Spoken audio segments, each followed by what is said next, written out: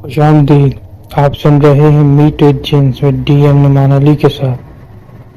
آج کے اس ایپیسوڈ میں آپ کی سماعتوں تک جو واقعہ پہنچانے جا رہا ہوں، یہ واقعہ اسلام آباد سے آفتاب ارسال کرتے ہیں. وہ بتاتے ہیں کہ یہ دسمبر کا مہینہ تھا اور سردی اپنے عروج پر تھی، اور ایسے میں ہی رشتے میں لگتے بھتیجے کی شادی کے تقریب میں، جو کہ دراصل ولیمے کی تقریب تھی، اور فیملی کے ساتھ سٹی ایریا سے باہر لگ بھگ 3 کلومیٹر کے فاصلے پر بنی ایک مارکی میں ہم کو جانا تھا. میں اپنی والدہ کے ساتھ عین وقت پر وہاں پہنچا کیونکہ راستہ نہایت طویل تھا. تو پیچھے گھر میں چھوٹا بھائی ہمارے بار بار کہنے کے باوجود ساتھ نہیں آیا. وہ اکثر کہیں نہیں جاتا تھا. ہم ہال میں پہنچے تو اسی کال آئی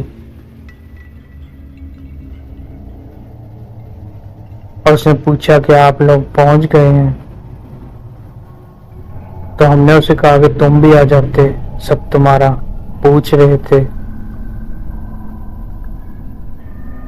تو اس نے کہا کہ نہیں، میں اپنے دوستوں کے ساتھ باہر ہی کھانا کھاؤں گا.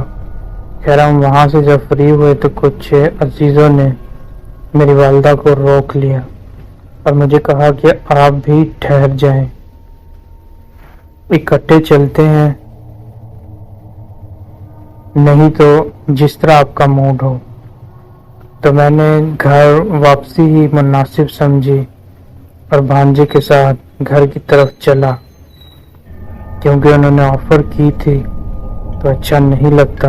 والدہ کا بھی یہی خیال تھا کہ ہمیں ان کے ساتھ جانا چاہیے. جب مجھے وہاں رکنے کا کہا جا رہا تھا تو اس وقت چھوٹے بھائی کا مجھے ٹیکسٹ ریسیو ہوا کہ یہاں پر لائٹ نہیں ہے اور گھر میں کچھ، اس نے بیان کیا کہ گھر میں کچھ عجیب سین ہوا ہے. میں نے تفصیل پوچھی تو چھوٹا بھائی کہنے لگا، ابھی میں خود کو کمرے میں ہی چھپائے بیٹھا ہوں، باقی گھر کے ماحول سے یکسر بے پرواہ. جلدی آنے کی کوشش کیجیے گا، مجھے کچھ اندازہ ہو چکا ہے. مجھے کچھ اندازہ ہو چکا تھا اور اندر ہی اندر ہنسی بھی آئی. میرے پہنچنے پر لائٹ آ چکی تھی اور وہ آرام سے ٹی وی دیکھ رہا تھا. میں نے اسے چائے بنانے کا کہا اور اس نے پانی چولہے پر رکھتے ہی مجھے بتانا شروع کیا کہ بھائی جان، جب لائٹ گئی تو وہ سیل فون پر گیم کھیلنے میں لگ گیا.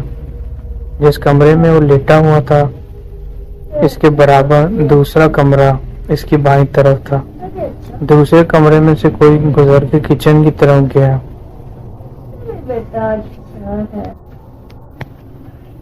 چھوٹا بھائی بتاتا ہے کہ میں نے سوچا کہ چارجنگ لائٹ کی روشنی ڈاؤن ہوئی ہوگی، مگر نہیں. جہاں یہ لیٹا ہوا تھا اس نے کمرے کے دروازے پر نظر جمائے ہاتھ میں فون پکڑے کچن والے پلر کی طرف مسلسل دیکھنا شروع کر دیا اور سیل فون پر بھی 1-2 بار گیم کی طرف توجہ دینے کی کوشش کی. مگر نہ جانے کیا احساس تھا، ذہن بھر چکا تھا.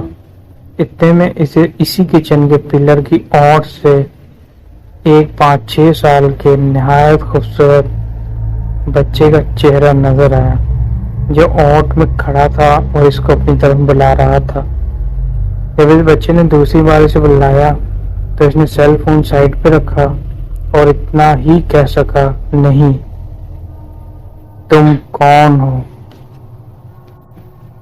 تو چھوٹا بھائی بیان کرتا ہے کہ وہ بچہ ہنسا.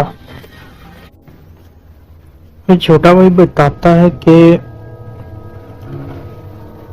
اس کچن کے پیچھے جو پلر تھا وہاں پہ وہ بچہ کھڑا مجھے دیکھ کے ہنس رہا تھا.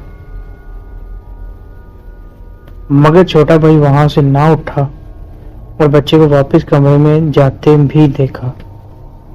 اسی وقت میں نے جو اسے کال کر رہا تھا اس نے واپس مجھے ٹیکسٹ کیا۔ میں نے جب گھر جانا تھا تبھی جانا تھا۔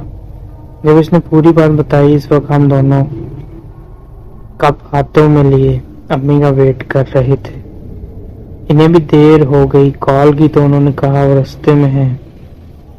میں نے چائے پی کر بھائی کو اس بچے کے بالوں کی رنگت، اس کے نین نقش، چہرے کا خد و خال بتائے تو وہ چھل کر بڑی ساری ہانچی کرنے لگا اور حیرت سے مجھے دیکھنے لگا۔ میں دبی دبی ہنسی لیے اسے کچھ بھی نہ کہہ سکا۔ جب امی گھر پہنچی تو میں نے امی سے کہا کہ علی کی بات سنے۔ اس نے نئے سرے سے ساری بات دہرائی تو امی کا ری ایکٹ بھی وہی تھا۔ تب اسے میں نے صرف اتنا کہا، ایک ترکی کے ڈرامے میرا سلطان میں جو حرم سلطان کا جو پہلا بچہ بچپن میں دکھاتے ہیں وہی نا۔ امی نے جیسے بیزاری سے کہا وہی تو۔ تب سے اب تک علی کے ذہن میں یہی سوال چوکڑی مارے بیٹھا ہے کہ آپ کا اس سے کیا واسطہ، اس کا ہمارے گھر میں رہنے کا کیا مطلب؟ مگر ہم اسے کھل کے بتا بھی نہیں سکتے کہ اس نے ابھی تک صرف اس سنہری گھنگریالے بالوں والی نیلی آنکھوں والا گوری رنگت کا بچہ ہی دیکھا، جبکہ اس کی پوری فیملی ہمارے گھر میں رہتی ہے جو گاہے بگاہے اپنی موجودگی کے ثبوت دیتی رہتی ہے۔ تو یہ وہ واقعہ تھا جو ہمیں ارسال کیا آفتاب نے۔ تو اگر آپ بھی اس طرح کا کوئی دلچسپ واقعہ اپنی یادداشتوں میں رکھتے ہیں اور شیئر کرنے کا شوق رکھتے ہیں تو میرے دیے گئے واٹس ایپ نمبر پر مجھے ارسال کیجیے۔ اجازت دیجیے میٹویٹ جن سے۔ اللہ حافظ۔